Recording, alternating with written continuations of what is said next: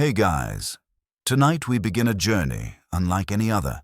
A winding path through temples thick with smoke, feasts so wild they shook the sand off the stars, and ceremonies where wine whispered in tongues and gods were said to dance behind the eyes of men. We're venturing deep into the surprisingly psychedelic world of ancient Egyptian rituals, where the line between the sacred and the intoxicated blurred into something astonishing. So before we settle in, take a second to like the video and subscribe, but only if you're truly enjoying this journey. And drop a comment letting me know where you're tuning in from. It's always amazing to see how far our community stretches across the globe. All right, now, dim the lights, maybe flip on a fan to fill the room with that low, comforting hum. Let's slip into something older than the pyramids themselves. Tonight, we walk beside the Nile, but not just to marvel at its monuments. We're here to breathe its incense, sip its wine, and uncover what it meant to truly feel divine. The Egyptians left us monuments that scratch the sky, tombs that still whisper to the living, and legends that have outlasted empires. But behind the symmetry of their temples and the geometry of their pyramids, there was a hidden rhythm, an undercurrent of altered states, celebratory excess, and botanical curiosity. They didn't just worship the sun. Sometimes they drank it, smoked it, or stirred it into a bowl and called it holy.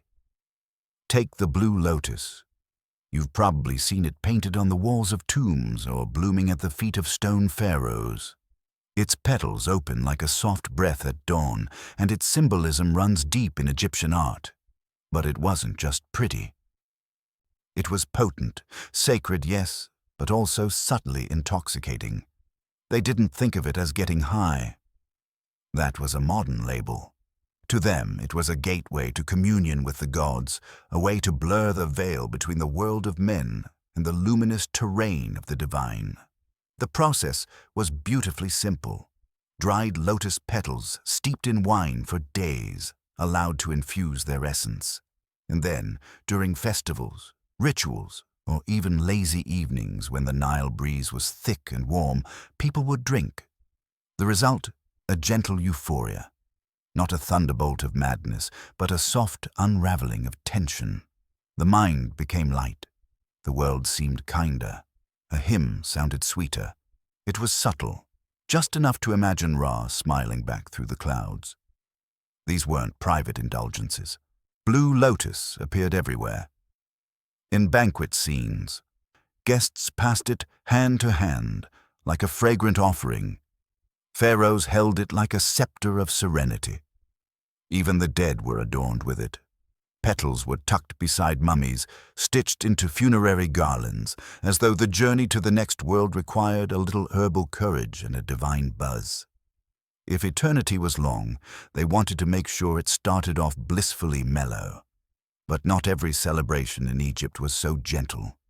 There was one event, an annual ritual that flipped the entire order of sacred conduct on its head. It was loud, it was wild, and it was blessed, the Feast of Drunkenness. Yes, that was the name. Not metaphorical, not symbolic, literal. A festival so rooted in chaos, it seemed to beg the question, can disorder itself be sacred? The story behind it was mythic and macabre. The goddess Hathor, enraged at humanity's sins, descended in fury. She began a slaughter, a divine purge, blood thickening the sand. But just as the world teetered on the edge of extinction, the gods tricked her. They dyed beer red to mimic blood and poured it across the land. Hathor drank it, thinking it was the lifeblood of the wicked. She passed out. When she awoke, her rage had passed. The world was spared, saved by intoxication, and so every year the Egyptians honored this mercy not with prayers or silence, but with revelry. The goal was simple. Drink until the divine visited you, or until the floor did. At dawn, the priests would begin the ritual with song, percussion, and ceremonial clapping. Participants were encouraged, even commanded, to consume without restraint. It was said that to fall unconscious was not disgraceful, it was expected. A sign that you'd been touched by the goddess, swept into her sacred sleep. This wasn't just a party. It was theology performed through excess. The idea was profound. Even destruction could be tempered by joy. Wrath could be drowned in wine. And perhaps most importantly, that humans, flawed and fleeting, could find renewal in ritual release. The scenes must have been surreal. Streets filled with dancers, temples echoing with tambourines, priests half singing, half staggering under the weight of their divine roles. And somewhere amid all this, individuals collapsed in trance, caught in a vision, or simply too drunk to argue with gravity. It was renewal by oblivion, a holy purge through revelry. To the modern mind, this seems contradictory. But in Egypt, the line between medicine, magic, and mood was blurry by design. The spiritual was also chemical. The holy often had a scent, a taste, a texture, and their preferred potion, beer. But not the beer you know. Egyptian beer was a beast of its own. Imagine a drink that was also a meal, a dense, soupy, beige concoction that sloshed more than it poured. It was made not from malted barley, but from partially baked loaves of emmer bread, soaked and mashed into a grainy, fermenting stew. It wasn't bubbly. It didn't come chilled in a glass. It came lukewarm in ceramic jugs, with straws fitted with filters to catch the bread lumps. And people loved it. It wasn't just sustenance, it was economy. Workers were often paid in daily beer rations, several liters per person. Even children drank it, albeit watered down. It was safer than Nile water, more filling than thin gruel, and, depending on how it was brewed, capable of making pyramid building feel like a sing-along. But beer, like all things Egyptian, wasn't just functional. It could be mystical. Herbs, spices, and peculiar additives found their way into ceremonial brews. Some were medicinal, others were questionable. Mandrake root, fermented dates, even traces of poppy or cannabis. A brew might taste earthy, sweet, or vaguely terrifying, but it served a purpose: to bring the drinker closer to the gods, or at least distract them from the sun and snakes. The temples had their own blends, and some recipes were kept secret. Consumed during sacred rites, these mixtures could create trance states, visions, or intense moments of euphoria. Was it spirituality or chemistry? The Egyptians would say both. And if you're wondering how the ancients maintained any sort of order while the average citizen was half buzzed on fermented bread pudding, well, the answer lies in how they viewed altered states. They weren't escapes, they were gateways. Once the taste of lotus wine faded and the bread beer had been drained from communal jugs, the Egyptians turned to smoke. Not the thin trail of a campfire or the soft curl of morning incense, but to kaifi, a thick, fragrant cloud of history, theology, and pharmacology wrapped in a haze. Kaifi wasn't simply something burned, it was something composed, crafted with a reverence bordering on alchemy. You didn't make kaifi casually. It was born from patience, devotion, and ingredients that could just as easily flavor a feast as summon a god. Raisins, honey, myrrh, cinnamon, frankincense, mint, wine. All of it ground and mixed, fermented into thick pellets, then left to dry until ready to smolder beneath temple ceilings and ripple through sacred courtyards. The moment it was lit, it did more than perfume the air. It transformed it. Suddenly, the limestone halls of the temple became dense with meaning, heavy with memory. The smoke wasn't just fragrance, it was presence. It was thought turned tangible. And everyone within that cloud, whether priest or peasant, breathed it in and felt the edges of their reality blur. Kaifi was inhaled, not for pleasure, but for proximity, to the divine, to the afterlife, to wisdom that slipped through language and waited in the drifting scent. It was used in purification rites, not in a modern sanitary sense, but in the metaphysical one. A way of scrubbing the soul clean through sensory overwhelm. Temples, it's worth noting, were not built for comfort. There were no vents, no breezeways. The walls trapped the scent, layered it, turned each chamber into a closed loop of smoke and sound. Priests moved through these spaces, chanting, swaying, wafting bowls of kai-fi, performing a ritual that was half ceremony, half sensory immersion. You didn't just witness the rite. You entered it, through your breath, your pores, your dissolving sense of time. And sometimes visions followed. Maybe they were divine messages. Maybe the result of too much incense and not enough airflow. The Egyptians didn't care. If a priest fell into a trance and began muttering in cryptic metaphors, the conclusion was simple. The gods had arrived. And who were they to question which door the gods used to enter? Kai-fi wasn't limited to the living. It followed the dead as well. Burned during embalming, packed into tombs, left to smolder beside the silent forms of kings and courtiers. Some mummies, long since stripped of their names, were embalmed not just in linen but in layers of scent so rich that archaeologists still detect traces of it today. To the Egyptians, scent was memory, smoke was prayer, and kai-fi was both. It didn't just sanctify space, it transcended it. But not every sacred plant in Egypt came wrapped in flowers or fermented in wine. Some came with warnings. Mandrake, a root with limbs like a tiny, screaming man. A plant so strange it grew myths in its shadow. Its roots were said to shriek when pulled from the earth. The sound, fatal to hear. Harvesting it, according to legend, required tying it to a dog, plugging your ears, and letting the beast yank the thing free. Was this practiced in ancient Egypt? There's no proof, but the symbolism fit perfectly. Mandrake was a paradox, a sedative and a stimulant, a love potion and a poison, a medicine and a nightmare. In small doses, it soothed. In large ones, it fractured reality. Used carefully by temple physicians, it might ease pain or coax sleep. Used foolishly, it could send a man into visions so vivid he forgot what his face looked like. And still, they used it.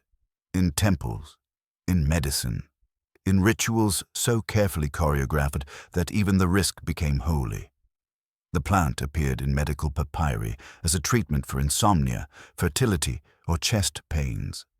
But beneath the clinical tone was a current of fear or maybe awe. This was not a plant for the common man.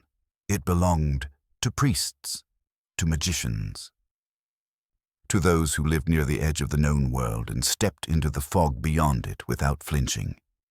In its presence, time felt different. Pain lost shape. And if your vision filled with crocodiles wearing golden crowns, that was considered par for the course. Still, mandrake wasn't the only root that walked the line between healing and hallucination. Tucked between dusty herbs and ancient scrolls, a softer whisper emerged, a more familiar name. Cannabis. Shemet, as the Egyptians may have called it, didn't wear the mystique of lotus or the menace of mandrake. It was quieter, earthier. A plant used for ailments of the body, especially inflammation and pain. Women used it too, often in the form of topical treatments or suppositories.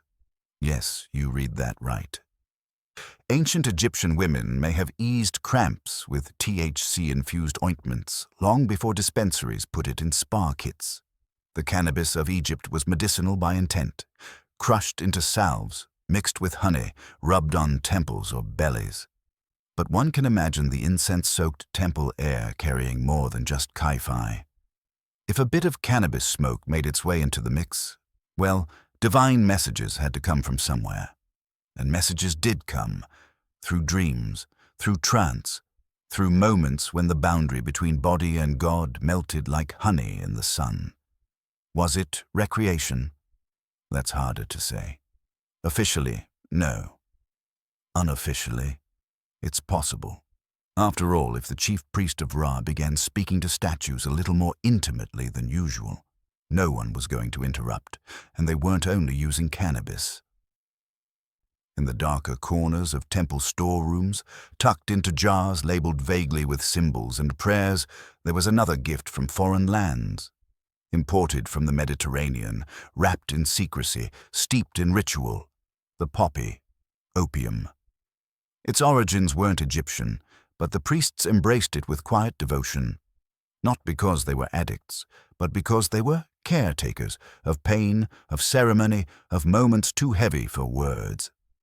Opium eased childbirth, calmed the lungs, settled the stomach, and sent the mind gently adrift.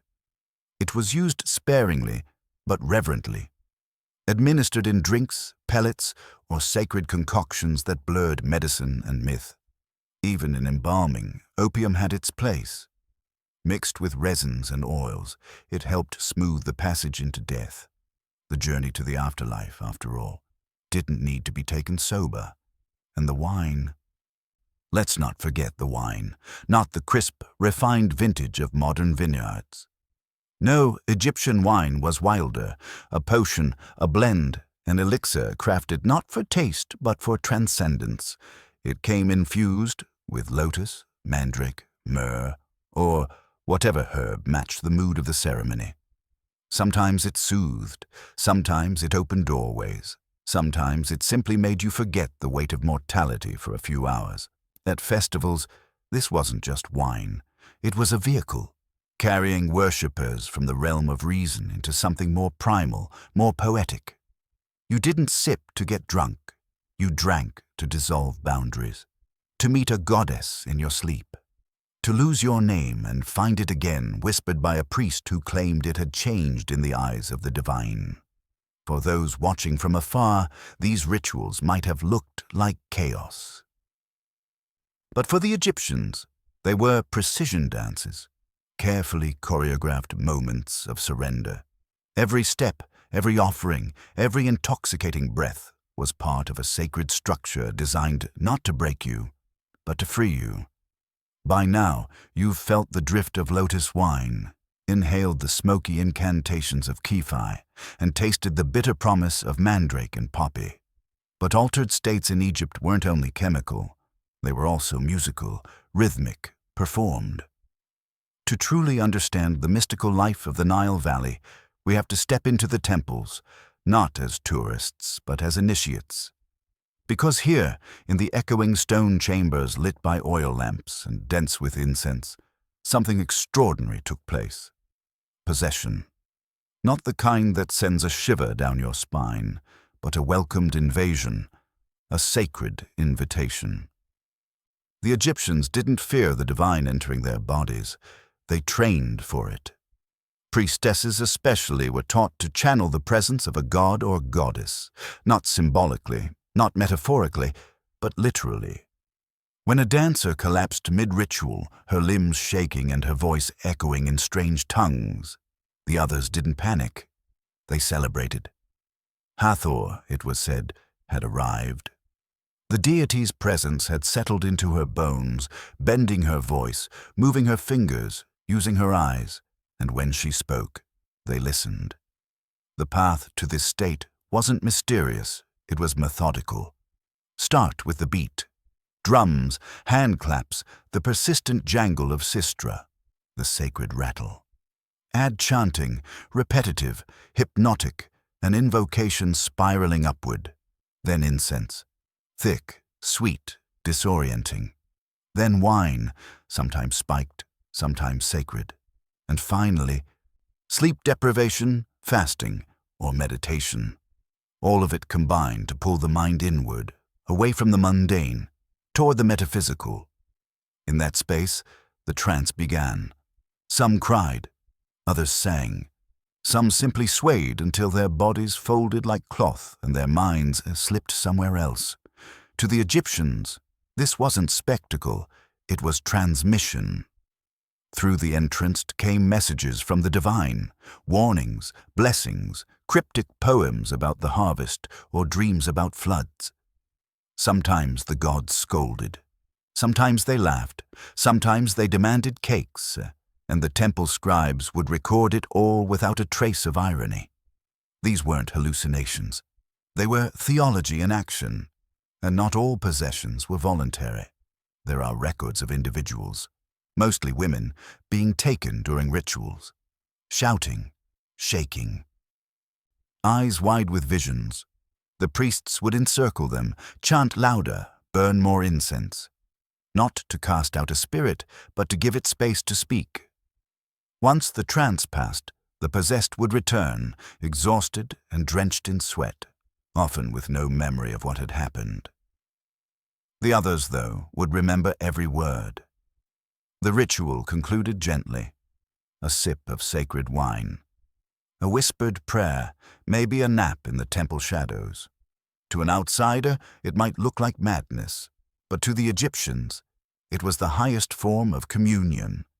And when death came, as it always did, it didn't end the conversation. In Egypt, the dead were not exiled from the world of the living. They were simply moved, shifted, given a new address in the afterlife. And remarkably, the living kept visiting. During festivals like the beautiful Feast of the Valley, families traveled across the river to the necropolises. Tombs weren't sealed with silence. They were decorated, maintained, and, most importantly, visited. Families brought bread, beer, music, and stories. They picnicked outside ancestral tombs, chatted with the stone walls as if grandma might respond, and offered slices of melon and jars of wine through carved, false doors, so the dead could partake from the other side. This wasn't metaphor. They believed the dead tasted the scent, heard the laughter, felt the presence of the living. In some cases, they even slept in the tombs, hoping for a dream, a vision, a whispered warning about harvests or marriage or misplaced amulets. And sometimes the messages came. A dream of a grandfather saying, "You forgot to clean my offering plate," or a long-dead scribe urging, "Tell your brother to stop borrowing money." To the Egyptians, this wasn't superstition, it was practicality. The afterlife was not a final silence. It was a continuation, one that required maintenance. Food, drink, remembrance. The dead gave back too. Their blessings were sought for fertility, protection, or simply peace of mind. It was a two-way street, lined with offering tables and incense burners, and when the party ended and the guests left, the tombs remained stocked with petals, bread, beer, and dreams. But if death offered no escape from ritual celebration, neither did the morning after. Because for every feast, there was a reckoning. The Egyptians were spiritual, but they weren't immune to hangovers. The papyri are mostly silent about it. After all, no one wants to etch a hangover into sacred stone. But the remedies are there, hiding between lines. Headaches, dizziness, nausea.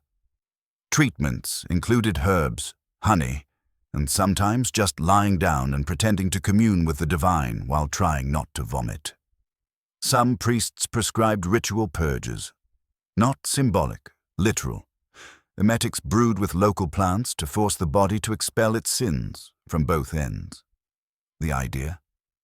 Cleanse the spirit by emptying the stomach. Restoration through disruption. The priests fared better. They had training, assistance, access to cooler chambers. But the revelers, they often woke in courtyards with sandals imprinted on their faces and lotus petals in their hair, unsure whether they'd kissed a priest or insulted a statue. Still, no one swore off the next festival, because spiritual elevation, once tasted, was hard to forget.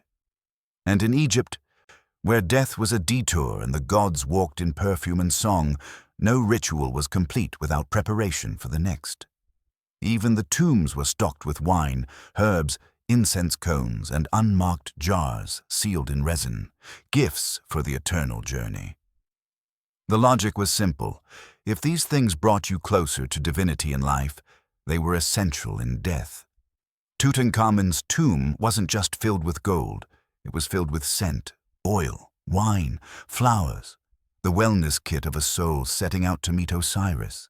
They believed the soul needed food, comfort, and maybe just a touch of euphoria to face eternity. And so they packed the blue lotus, the sweet smoke, the spiced wine. They inscribed spells not just to ward off demons, but to remind the dead how to enjoy their afterlife stash. Some even wrote instructions for drinking, for lighting incense, for calling back the comfort of a temple trance. Because death wasn't a curtain, it was a change of scenery, and they intended to arrive well supplied. If you imagine Egypt as a world of perfect geometry and cosmic order, you're not wrong. Their temples stood like stone equations, their rituals ticked with celestial precision, and even their afterlife had checklists. But woven through that order was something more human, more slippery, the pursuit of altered states. And no one understood this balance better than the priesthood.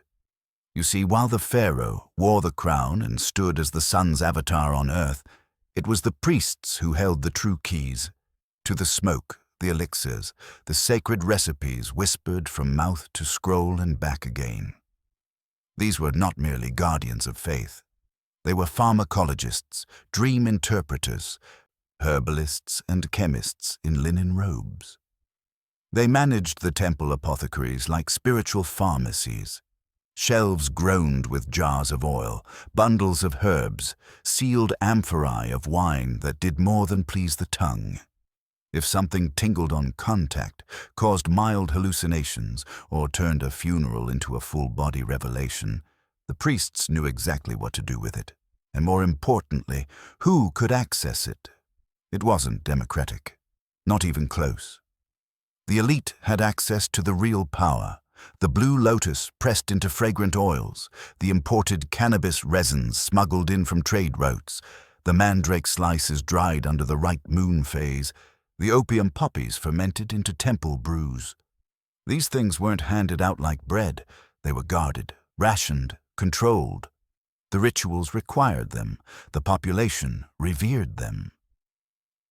But only a select few truly understood them, because control of the sacred intoxicants meant control of the divine experience. The common people, goat herders, bricklayers, barley farmers, they got the basics. Barley beer, maybe a hint of incense at public festivals, and enough fermented bread porridge to dull the edges of a hard life. But real transcendence, the kind that brought visions and divine speech and left you floating just above your sandals, that was reserved. Pharaohs had their private chambers. High priests had their sealed sanctuaries. Inside those rooms, the incense burned thicker. The wine was darker, spiced with things no one listed out loud. And the gods spoke more clearly, not necessarily because the gods liked the rich better, but because the atmosphere had been prepared. The priests had enormous soft power. They didn't need to rule by sword or decree.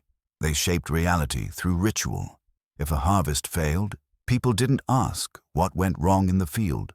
They asked what the high priest had seen in his last trance. If a war went badly, the question wasn't military, it was mystical. Had the gods withdrawn their favor? Had someone dared to skip their offering? And behind those answers was always a brew, a smoke, a root. Temples weren't just spiritual centers. They were vast economic engines. They owned land, employed workers, harvested rare plants, and produced incense and sacred oils in massive quantities. Blue lotus didn't float into goblets on its own. It had to be cultivated, gathered before dawn, dried with prayer, and steeped like ritual tea. Mandrake roots had to be pulled carefully, sometimes under special chants. Cannabis had to be ground, blended, infused. None of this was casual. None of it was public. So while Egypt's grandeur sparkled under the sun, its mystical life simmered in the shadows, behind sandstone walls and veils of sweet smoke. And yet, for all this control, the experiences weren't entirely exclusive. Sometimes, through festivals or accidents or particularly generous temple priests, the lower classes caught a glimpse, a taste, of transcendence. Maybe it was during the Feast of Drunkenness, where the boundaries softened. Maybe it was after a worker drank too much beer on a construction site and saw Osiris in the sand. Or maybe it was a mother who rubbed her child with a temple salve and felt, just for a moment, the shiver of something sacred. But those were glimpses. The full spectrum of divine pharmacology, the true spiritual cocktails that fused medicine, mysticism, and meaning, was reserved for those who could afford it, or those who had been trained from childhood to walk the line between ecstasy and death with a steady hand. And in Egypt, those lines mattered, especially in death. When the wealthy died, their tombs didn't just contain treasures. They contained medicine, real and spiritual, sealed jars marked with cryptic phrases, to ease the journey, to calm the heart. For the night before rebirth, what was inside? Sometimes wine, sometimes resin, sometimes substances whose exact ingredients have been lost, but whose effects left traces in the mummified flesh. Traces of cannabis, traces of opium, traces of nicotine, even likely from ceremonial tobacco brought through early trade. The tombs were pharmacies as much as they were mausoleums. Why? Because even in death, the elite expected luxury. Not just comfort, but enlightenment. They didn't want to merely arrive in the afterlife. They wanted to arrive radiant, fragrant, lit from within by the same euphoric glow they'd chased in life. The less fortunate were buried with tokens, perhaps a faded amulet or a dried loaf. But the rich carried their full kit: oils, petals, wine, scrolls, perfumes, drugs, and the instructions for using them. Because when you stood before the gods to have your heart weighed, you didn't want to be unprepared. In a land where the stars dictated planting seasons and gods dictated justice, Egypt cultivated something beyond crops or kings. It mastered the art of altered experience. And behind every whiff of incense or sip of sacred wine was a truth that hums through history. Humans have always longed to feel more, to stretch past pain, to brush against the divine. But there's a catch. That longing was never distributed equally. Just as hieroglyphs were read by few and tombs were built by many, spiritual transcendence was often reserved for those who could afford the recipe book. Because make no mistake, enlightenment in Egypt had a paywall. The elite bathed in blue lotus oil, drank wine laced with mandrake, and reclined beneath servants waving fans, while the perfume of frankincense curled around them like a second soul. It was luxury. But it was also liturgy. This wasn't indulgence for indulgence's sake. These substances weren't recreational in the modern sense. They weren't for fun. They were framed as sacred. Necessary, integral to the rituals that shaped the universe. The rich had better access to the gods not because they were more pious, but because they had the herbs and the handlers. The priests didn't pass out kaifi to passing travelers. The psychoactive blends, lotus-steeped wines, cannabis resins, opium tinctures were blended in specific proportions and guarded fiercely. Sometimes even the temple scribes didn't know what was in the mixtures. Only the high priest did. Only he had the training. Only he heard the gods clearly through the fog of fermentation. So what happened if someone from the lower classes got their hands on one of these sacred mixtures? It wasn't called a spiritual experience. It was called witchcraft, heresy, maybe a crime. Because in Egypt, as in so many civilizations, who you were changed what your actions meant. A priest in trance was a prophet. A field laborer in trance was a threat. The lines between medicine, magic, and mysticism were razor-thin and heavily patrolled. But even within the priesthood, there were risks. One wrong dose of mandrake, and the line between vision and madness blurred. Too much poppy, and a purification rite turned into unconsciousness. Not enough cannabis in a ceremonial blend, and the temple assistant might interpret silence instead of divine will. Everything had to be precise. Everything had to be earned. And sometimes things went wrong. There are unspoken accounts. Mummies whose body chemistry reveals intense doses of substances, likely unintentional overdoses. Rituals that ended early. Tombs with offerings that hint at desperation, as if the journey to the afterlife had been rushed or forced or veiled in confusion. This wasn't all golden masks and gentle prayers. Egypt's divine pharmacopoeia carried weight and danger. Still, they kept using it, because the alternative was silence. In the rituals, these substances offered something few other elements could: control over experience. Pain became distant. Fear softened. The gods stepped closer, and whether you were a priest preparing for a festival or a pharaoh drifting toward death, that control was worth any risk. In the temples, every puff of smoke, every drop of wine, every pinch of powdered root was part of a greater choreography, an ancient theater of chemistry and belief. And just like any good theater, not every ingredient made the credits. Some jars were unlabeled, some scrolls coded, some herbs mentioned only in passing, their names now lost to history. We'll never know everything the Egyptians used, but we know enough to see the pattern. They didn't see altered states as escape. They saw them as revelation. You entered the smoke not to forget, but to remember. Something older than language, deeper than form. You let go not to fall, but to rise. And that instinct, that hunger to transcend pain, to dissolve the walls of the self, to hear the universe whisper, that hasn't gone anywhere. Today, we meditate with apps. We sip herbal teas marketed as calming elixirs. We talk about microdosing, sound baths, psychedelic therapy. In some ways, we are more ancient than we admit, because the same longing that moved an Egyptian priest to brew mandrake into wine moves a modern seeker to light a candle and close their eyes. We want connection. We want meaning.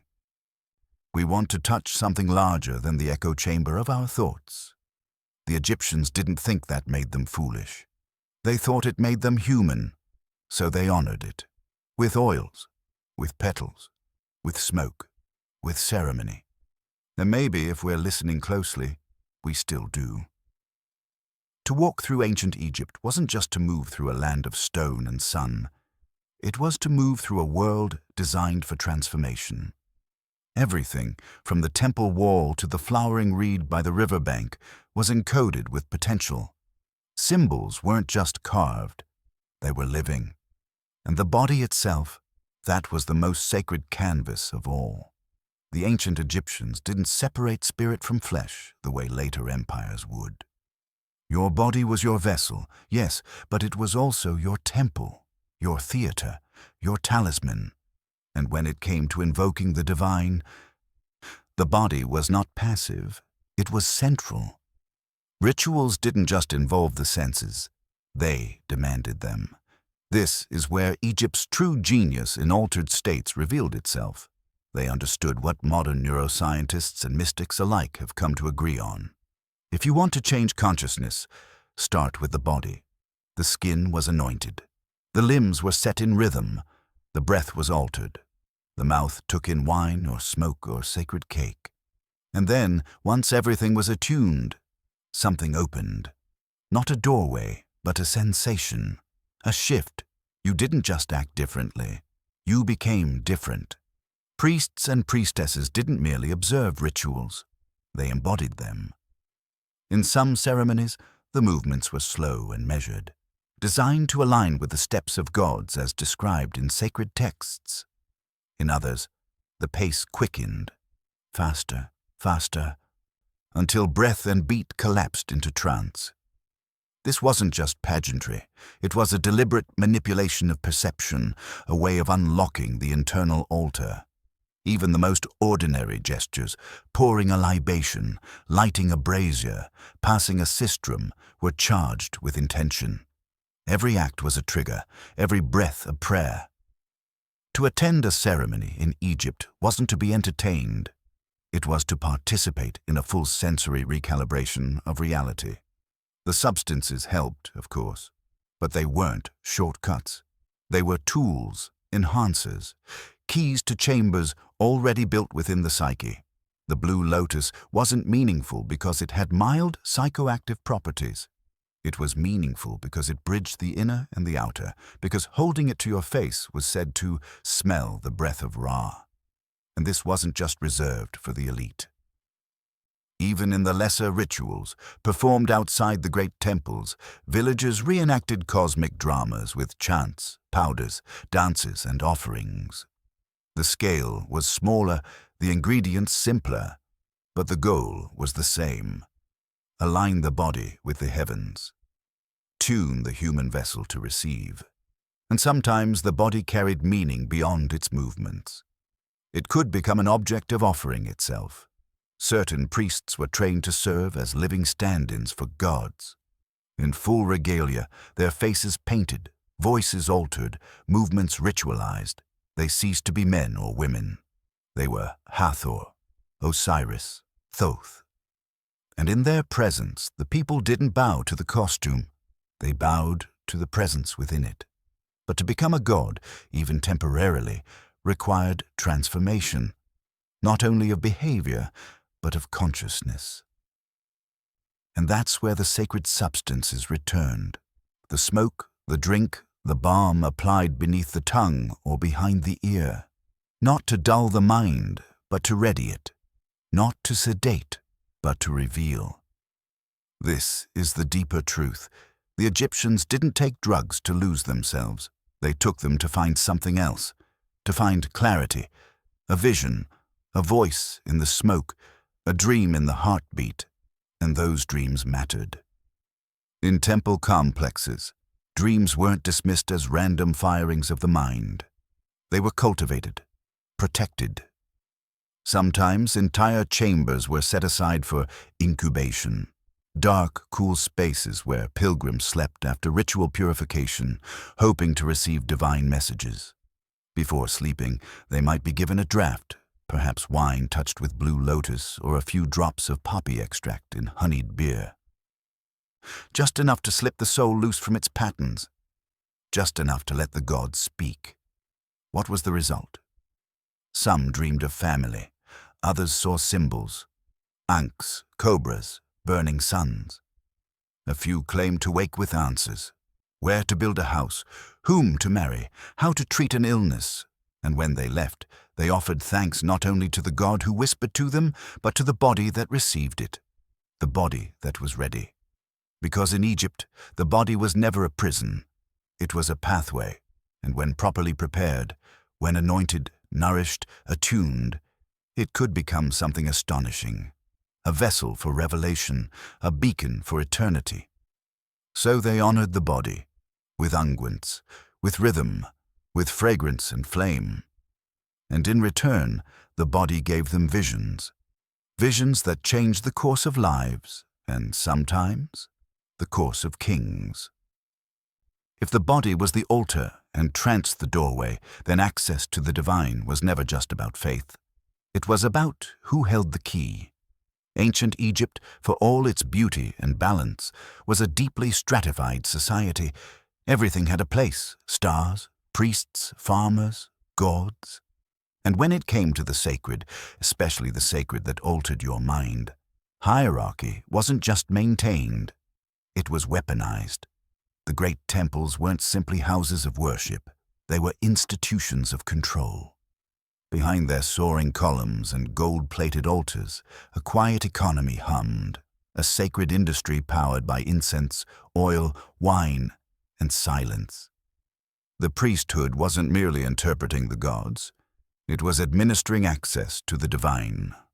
And the currency of that access? Substances. Blue lotus, caifi, mandrake, cannabis, poppy. Each of them formed part of a powerful spiritual pharmacy. But this pharmacy had no public counter. There was no line of villagers picking up their trance tonic or dream elixir. These concoctions were blended behind closed doors, under strict ritual protocols, and administered only within sanctioned ceremonies. If you were lucky, you got a sip. If you were a priest, you got the whole recipe. The temple elite were trained from childhood not only in hymns and offerings, but in dosage, ritual timing, plant lore. They learned how to combine ingredients for specific effects: lucidity, relaxation, fertility, prophetic vision. It wasn't trial and error. It was systematized, codified, encrypted into liturgy. The result was a spiritual monopoly. They alone knew which herbs opened the mind. They alone knew how long to ferment the kephi to make visions bloom behind the eyes. And because they could summon the gods with smoke and rhythm, they also controlled what the gods said, or seemed to say. Need a political decision justified. A priest could emerge from trance and declare the will of Horus. Trouble in the fields. Perhaps a vision from Osiris warned of punishment unless tribute was increased. Divine messages were flexible. After all, only a handful of people ever heard them. And the rest? The vast majority of Egypt's population, farmers, laborers, artisans, engaged with ritual on the periphery. They brought offerings, joined public festivals, listened as chants echoed through colonnades. But the potent stuff, the altered states, the mind-opening moments, that was reserved for high initiates. The commoner's divine experience was filtered, second-hand, indirect. You prayed beside the temple, the priest entered it. Even their beer, thick, nourishing, and barely alcoholic, kept them grounded.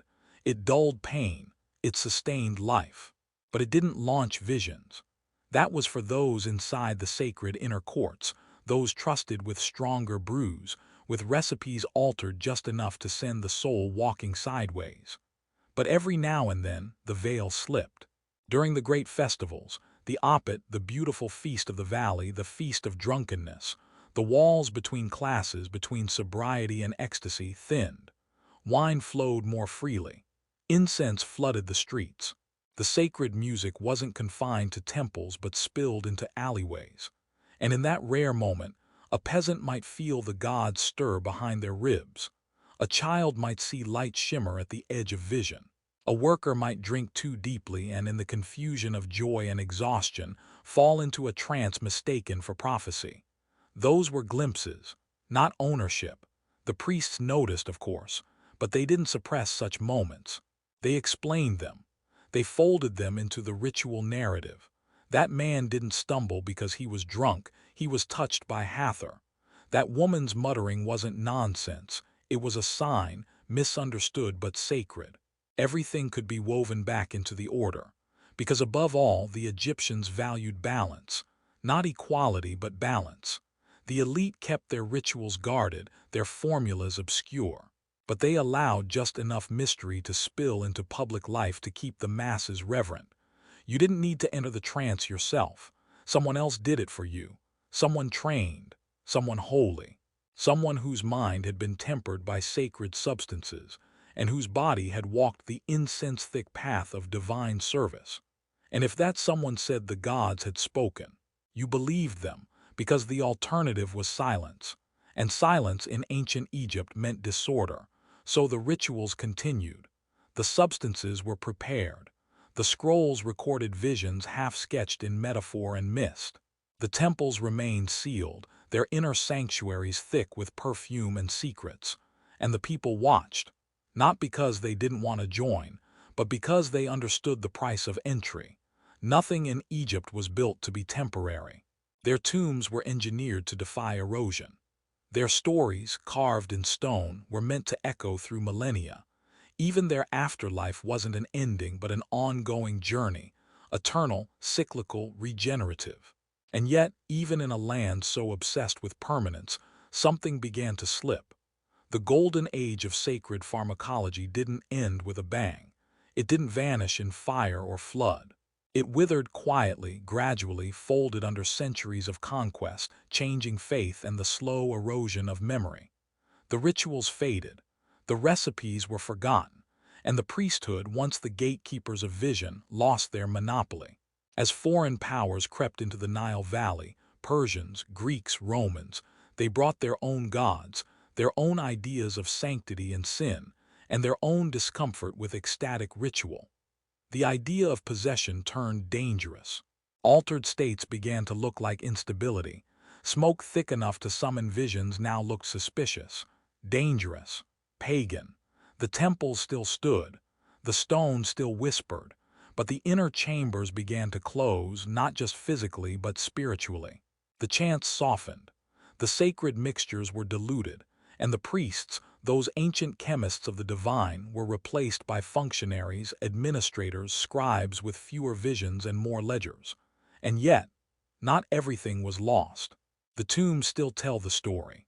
In the sealed jars found beside mummified bodies, we find chemical traces, resins, oils, fermented compounds, that speak of a pharmacopoeia no longer understood but clearly revered. In the remnants of Kaiphai, we smell honey and wine, cinnamon and myrrh, still clinging to the inside of broken vessels. In ancient texts, cryptic lines survive, lists of herbs, phases of the moon, instructions that don't quite make sense anymore but still pulse with meaning. Somehow the memory clings, faint but stubborn. Even today, Egyptologists crack open sarcophagi and inhale the faintest waft of Kaiphai clinging to linen. They find dried lotus petals pressed between funerary wrappings. They detect THC in hair samples, opium in tissue, nicotine from unknown sources. Questions flood the academic journals. Where did this come from? How was it used? What did they see? But the Egyptians aren't answering. They said what they needed to say, in scent, in ritual, in the careful way they placed a cup beside a corpse's lips. The gods, it seems, aren't speaking either. And so we're left with echoes, scattered pieces of a culture that understood, perhaps better than any other before or since, that the mind is not a fixed thing, that the world is not always what it seems, that smoke and rhythm and sacred intoxication can shift the axis of perception and in doing so reveal something true.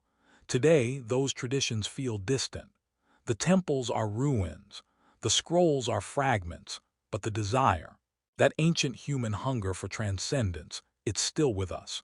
We see it in modern rituals, the way people burn incense without knowing why, the way meditation apps echo the cadences of forgotten chants, the way we whisper about lucid dreams, microdosing, vision quests, and altered consciousness, as if we've rediscovered a door no one ever fully closed.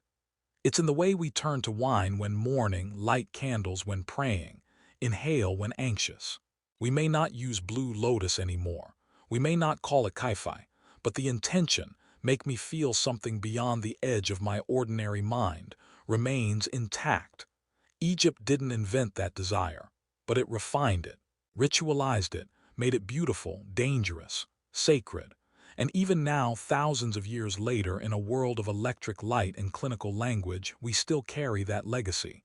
In our pulse, in our breath, in our need to touch the unseen. Egypt may have buried its gods beneath sand and stone, but the rituals didn't stay buried. Like incense smoke that finds its way through cracks in temple walls, the essence of Egypt's sacred pharmacology drifted outward, subtle, uncredited, but unmistakably present. As the Mediterranean world shifted, as empires rose and philosophies took root, bits of Egypt's visionary tradition threaded themselves into the practices of those who followed. The Greeks arrived not as conquerors of a primitive land, but as students of a civilization older than their myths. They took notes, they asked questions, and then they translated Egyptian rites into their own language of mystery. In the temples of Isis and Serapis, deities once Egyptian but reshaped by Greco-Roman hands, rituals were still performed. Incense still burned, offerings were still laced with wine, and hymns still echoed late into the night. But now the audience had changed. Roman citizens, Greek philosophers, pilgrims from Asia Minor, all coming not to visit a relic but to be transformed. And in secret rites, like those of the Eleusinian mysteries or the cult of Dionysus, we find the fingerprints of Egyptian ritual everywhere. The use of intoxicants to induce visions, the chanting, the rhythmic movement, the descent into darkness followed by revelation. The gods had new names, the ingredients had changed, but the structure was familiar. Experience was the altar now. Later, as Christianity spread, it absorbed and redefined. The ecstatic trances of temple dancers became possessions of saints. The incense remained, ritual smoke rising in cathedrals, eerily similar to the Chi-Fi clouds of Dendera. The wine stayed too, but now as sacrament, transformed not into vision but into blood. Even the language shifted. What had once been communing with the gods became grace, rapture, divine inspiration. But peel back the theological veneer and the mechanics remained. Rhythm, scent, altered states of awareness. Egypt had not disappeared. It had gone underground. In medieval alchemy, scholars in dark libraries pored over Arabic translations of Egyptian texts, some real, some forged, seeking the philosopher's stone, the elixir of life, the secret combination of elements that would unlock divine wisdom. They weren't just chasing gold. They were chasing what the Egyptians had once mastered, transformation, not of metal, of consciousness. In Renaissance Europe, artists painted Egyptian motifs without understanding them. Perfumes were blended that mimicked the sacred resins of Chi-Fi. Occultists invoked Isis in candle-lit rituals. Apothecaries sold Pharaoh's wine as a tonic, unaware that the original blend had once carried visions of Ra through the bloodstream of a temple priest. And in modern times, the lineage continues, faint but traceable. Aromatherapy, dream incubation, guided meditations, sacred plant ceremonies in Peruvian forests, all of them echo that ancient Egyptian formula. Blend the body and the spirit. Blur the line between reality and revelation. Prepare the vessel, then step through. Even the language of science, once seen as the antithesis of myth, has circled back. Researchers now study the effects of incense on brain waves. Psychedelics are being re-examined not as threats but as therapeutic tools. And the same molecules once hidden in lotus petals or poppy milk are now analyzed under microscopes and used in clinical trials. It's a strange loop. What the Egyptians treated as sacred experience, we rediscover as neuroplasticity. What they called communion, we call altered cognition. What they offered in temples, we now administer in hospital rooms, retreat centers, underground ceremonies. Different robes, same desire, to move beyond pain, to see something true, to feel the world without the filter of fear. Egypt knew this before anyone carved a cross or drew a yin-yang. They didn't need a microscope. They had rhythm, scent, root, fire, and they had the courage to step into the smoke and come back changed. That courage, it seems, still lingers. At the end of it all, beyond the smoke, the chanting, the sacred vessels and forgotten names, what remains is not just history. What remains is a question. A quiet, burning question that the Egyptians never tried to answer with words, only with ritual. How does a human being carry the weight of being alive? They lived in a world of extremes, blistering heat, famine, death that came too early, and gods that were always watching. And yet they painted their tombs with gardens. They lit lamps for the dead. They carved prayers so deeply into stone that millennia could not erase them. And at the heart of it all was the pursuit of something more than survival. It was a yearning to feel the divine, not in some abstract heaven, but here, in the body, in the breath, in the hum of trance and the warmth of wine. Because they understood what modern life so often forgets, that transcendence is not a luxury, it is a human need. And so they built an entire civilization around the architecture of altered experience, not to escape, but to endure. In a world where the Nile gave and took life, where death could come in the form of a fever, a snakebite, or a single missed harvest, the Egyptians didn't turn away. They turned inward. They used what they had, plants, oils, rhythms, dreams, to make sense of the unbearable, to turn chaos into ceremony. When pain struck, they brewed relief from resin. When grief howled, they softened it with smoke. When uncertainty darkened the sky, they climbed into trance, met the gods halfway, and asked not for mercy but for meaning. And when they died, they packed their drugs. They mummified themselves with the same oils they used to call visions. They tucked blue lotus petals into the folds of their linen wrappings. They filled their tombs with wine jars labeled for joy, for passage, for awakening. Because if there was still a body, there was still a door. And if there was a door, then surely, surely, something waited on the other side. We call them ancient, but what were they really? They were us. They were the part of us that cries out in the middle of the night for something sacred. The part that finds silence unbearable unless it hums with meaning. The part that prays, not always with words but with movement, with music, with hands trembling over a candle flame. We've changed the labels. We've put science where they wrote spells. We've replaced temple floors with clinic tiles, but still we sip, we breathe, we seek. We lie in dark rooms hoping for peace. We walk forests, deserts, beaches, hoping something speaks. Some of us call it therapy. Some of us call it prayer. Some call it medicine. Some say it's madness. But the Egyptians never cared about labels. They cared about what worked. They knew that the soul could not be healed with reason alone. That sometimes the pain in the heart could only be soothed by the taste of wine infused with memory. That sometimes the only way to remember who you are is to forget for a moment everything else. And so they opened the doors of perception, not recklessly, not indulgently, but with reverence. They whispered to flowers before steeping them in wine. They sang over roots before grinding them into pastes. They wrote spells that weren't meant to command the gods, but to prepare themselves to meet them.